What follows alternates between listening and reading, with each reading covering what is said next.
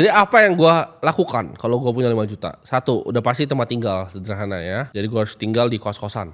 Kos-kosan gua udah cari, jadi ini gua riset, ini actually gua riset, jadi gua nggak sembarang keluarin angkanya dari mulut gua. Kos-kosan itu yang masih layak menurut gua untuk gua tinggal tuh 1,5 juta ya per bulan. Itu masih oke lah, 3 kali 3 ada ranjangnya, gua bisa ada laptop situ. Itu 1,5 juta angkanya ya. Ada kos-kosan lebih mahal, tapi karena kalau gue punya UMR, kan kalau gue UMR, dengan otak gue sekarang gue pasti kos-kosannya 1,5 juta, itu gue mentok gitu, mentok sama mentok-mentok kayak 1,5 juta. Nah makan, nah ini makan nih, makan tuh realistis ya, gue budgetin 1 juta sebenarnya. Ini buat lu ada yang aneh-aneh, menurut gue 1 juta itu a reasonable amount untuk lu bisa makan selama sebulan, bahkan di Jakarta. 1 juta per bulan, 1,5 juta kos-kosan, itu udah sisa 2,5 juta. Jadi dari 5 juta gaji gue disisa 2,5 juta itu. Kita harus mikir lagi karena gue UMR, most likely gue kerja, nggak tahu gue jadi waiter, gue kerja di mall atau di mana gitu, atau di kantor gitu. Tapi udah pasti gue butuh transport. Ya, transport ini ya gue budgetin 500.000. Menurut gue make sense ya. Ini bukan gue naik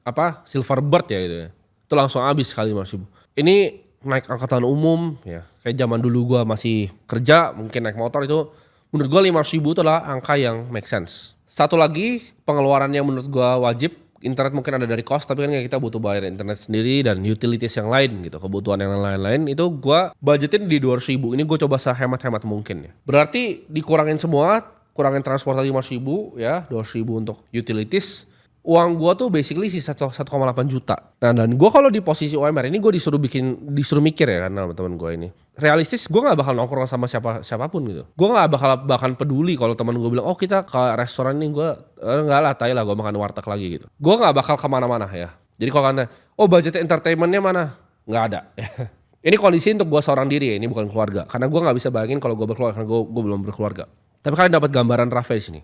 1,8 juta itu gak bakal gue sisin 300.000 untuk Netflix entertainment, enggak akan ada entertainment yang gue punya. Dan ini kan in case ini gue gak boleh investasi leher ke atas. Kalau boleh leher ke atas gue pasti beli buku ya. Gue pasti beli buku yang bajakan yang 30.000 satunya, biar gue beli 300.000 tuh benar-benar banyak ya. Itu pikiran gue kalau gaji UMR. Tapi balik lagi, ini gue gak boleh investasi leher ke atas, jadi gue akan investasikan semuanya. Nah pertanyaannya kemana?